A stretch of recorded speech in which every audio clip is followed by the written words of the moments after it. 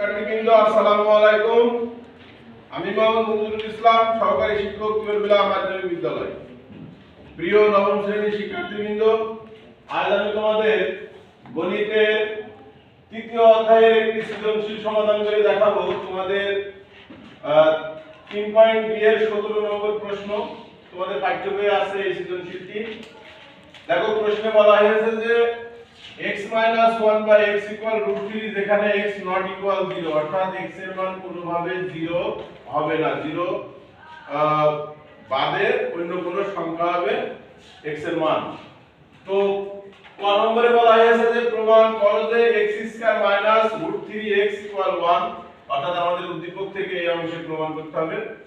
খ নম্বরে প্রমাণ করতে হবে যে 33 * x² plus 1 by x² equal 5 * x to the power 4 plus 1 by x power 4, এবং গ নম্বর বলা হয়েছে যে x to the power 6 plus 1 by x to the power 6 এর মান নির্ণয় করো।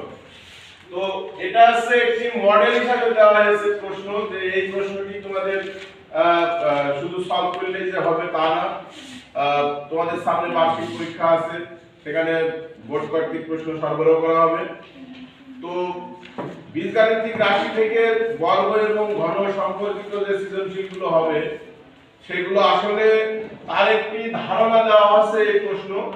এছাড়াও অনেক প্রশ্ন আছে, তোমরা বিভিন্ন মাধ্যম থেকে সেই প্রশ্নগুলো সংগ্রহ করে যদি তোমরা অধিক প্র্যাকটিস করো এবং দশম বোর্ডের বিগত দিনের প্রশ্ন, বিভিন্ন বোর্ডের বিগত দিনের প্রশ্নগুলো যদি দেখো, তাহলে দেখবে যে বিভিন্ন রকম ভাবে প্রশ্নগুলো দেওয়া হয়। তো সেই রকম কোন প্রশ্নের আরো আলোচনা পরবর্তীতে হবে। আমি আজ তোমাদের পাঠ্যবইয়ের প্রশ্নের উত্তর দেওয়ার চেষ্টা করব। তো একটি ম্যাথমেটিক্যাল সমাধান অনেকভাবে দেওয়া সম্ভব, আমি আমার মতো দেব। হয়তো আমার এই পদ্ধতি বাইরে তোমাদের পদ্ধতি ভালো হতে পারে, সহজ হতে পারে। তো আমরা দেখি যে আসলে এই প্রশ্নটির সমাধান কি রকম। তো আমাদের ক নম্বরে বলেছে প্রমাণ করো যে x² - √3x equal 1, কোথা থেকে? উদ্দীপক অংশ থেকে। তো আমি সমাধান দিচ্ছি। দেখো, ক দেওয়া আছে, আমরা লিখতেই পারি দেওয়া আছে, আমাদের কত দেওয়া আছে? x - 1 by x equal √3। তো বাম পক্ষে তুমি ভগ্নাংশের যে বিয়োগ সেই বিয়োগটি করো, অর্থাৎ x লসাগু, x এবং x গুণ হলে কত হলো? x² - 1 equal √3। এবার এখান থেকে আর গুণ করো, x² - 1 equal x এবং √3 গুণ করলে √3x। এবার উদ্দীপকের থেকে ক নম্বরে যে প্রমাণ সেই লাইন অনুযায়ী সাজাও, x² - √3x equal 1।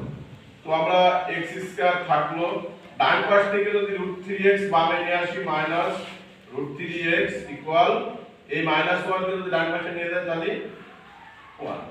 তাহলে এটা আমাদের ক নম্বরের প্রমাণিত। তো দেখো, ক নম্বরের মার্ক হচ্ছে 2, সেখানে 2টি লার্নিং আউট।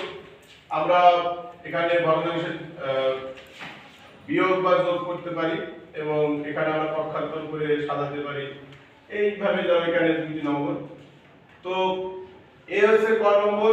খ নম্বর হচ্ছে 23 * x² + 1 by x² equal 5 * x4 + 1 by x4 এর দুই পাশের মান যে সমান সেটা আমরা প্রমাণ করে দেখাবো।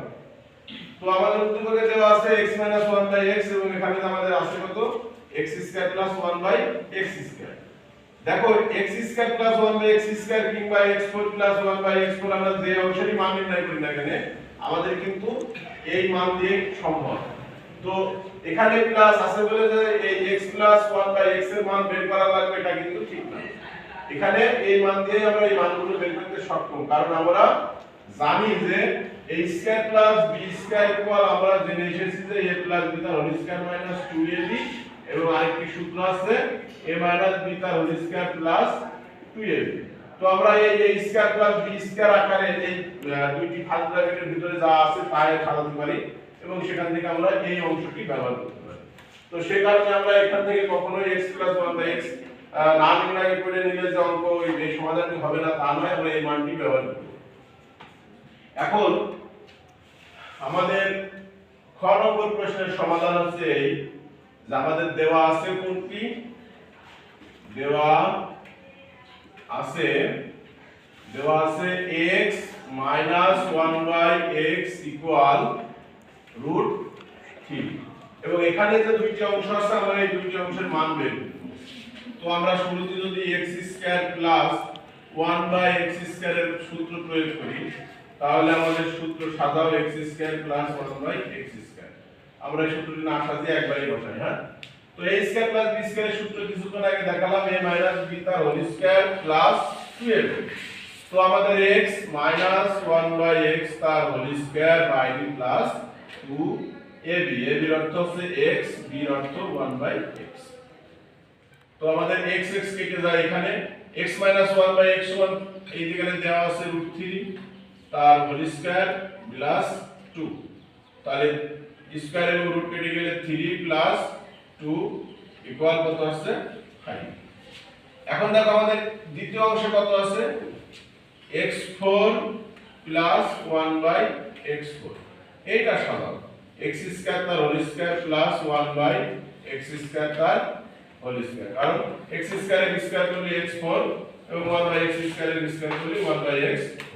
এবার এখানে a square plus b square এর সূত্র আবার আমরা এবার কিন্তু এখানে প্লাসের সূত্র ব্যবহার করব।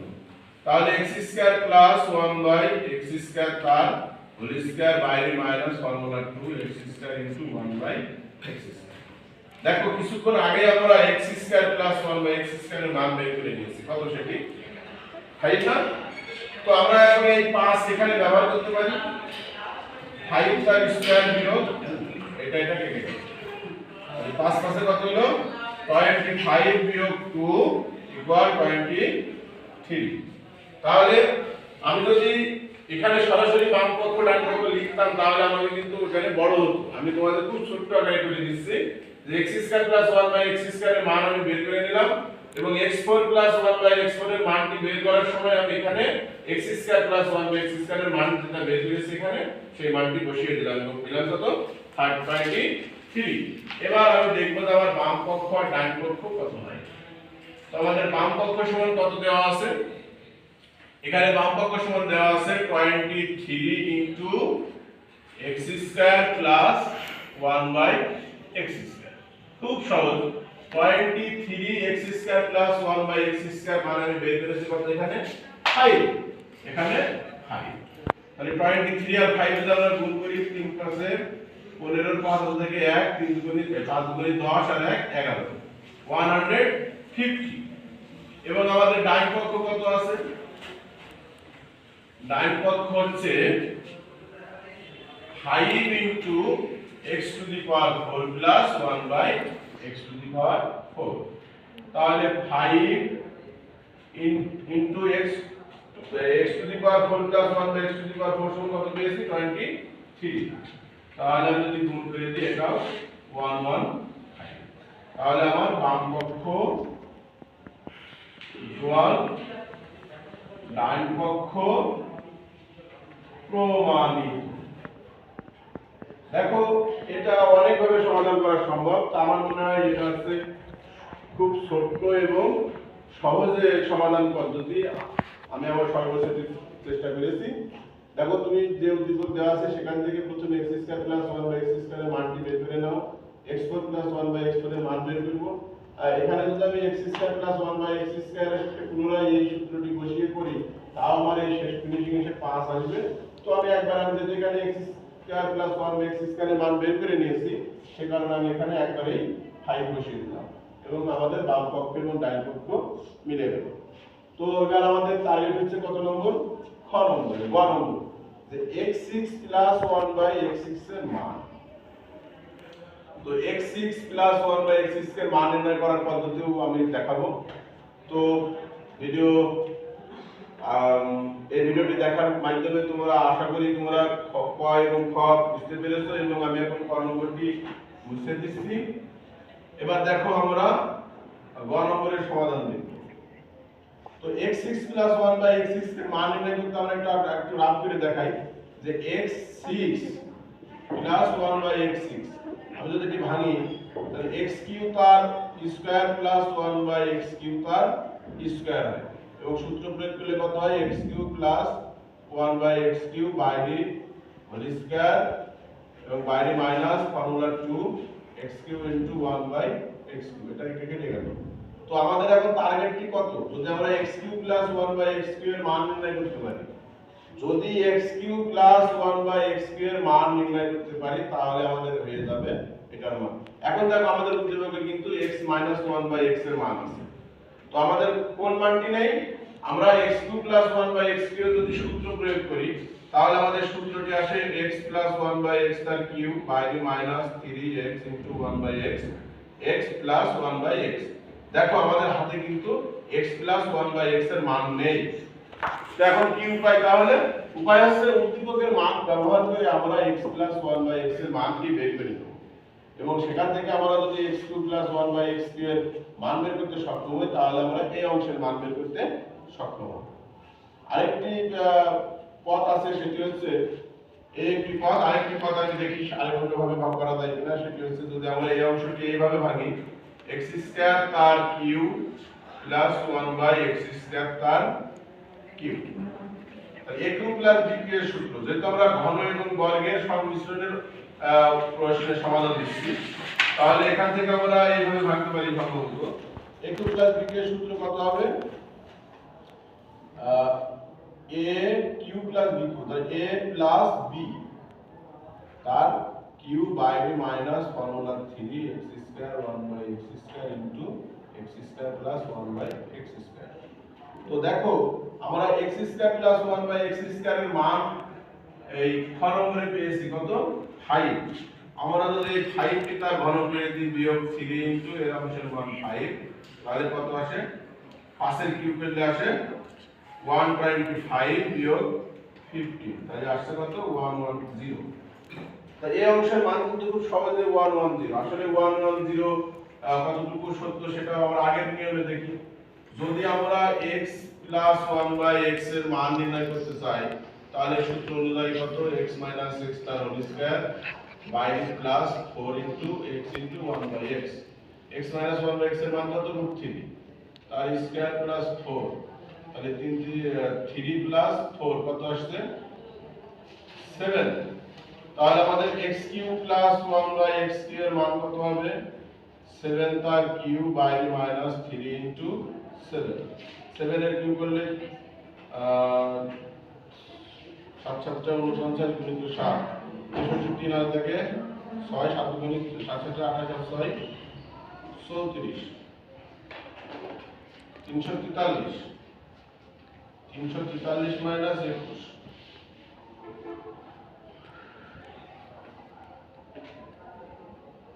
অনেক বড় হয় তো কোথাও একটু মিষ্টি হবে। তাহলে আমরা দেখি আমরা যেভাবে হোক এটা সমাধান করে দিই। দেখো আমাদের x6 প্লাস 1/x6 এর মান নির্ণয় তাহলে আমরা খ নম্বর ব্যবহার করেই করি। আমার মনে হয় সবচেয়ে ভালো হয় যদি আমরা খ নম্বর ব্যবহার করি। তাহলে আমরা লিখতেই পারি যে খ হতে প্রাপ্ত কত? x square plus 1/x square equal কত পেয়েছি? 5 না? x square plus 1/x square equal 5 পেয়েছি। ও ওখানে সরি, ওখানে √7 এর তো রুট হবে পরে, √7 দিয়ে হয়ে যাবে। হ্যাঁ হবে, একই ব্যাপার। তবে এটা হচ্ছে সহজ হবে, ওটা হচ্ছে বড় হবে।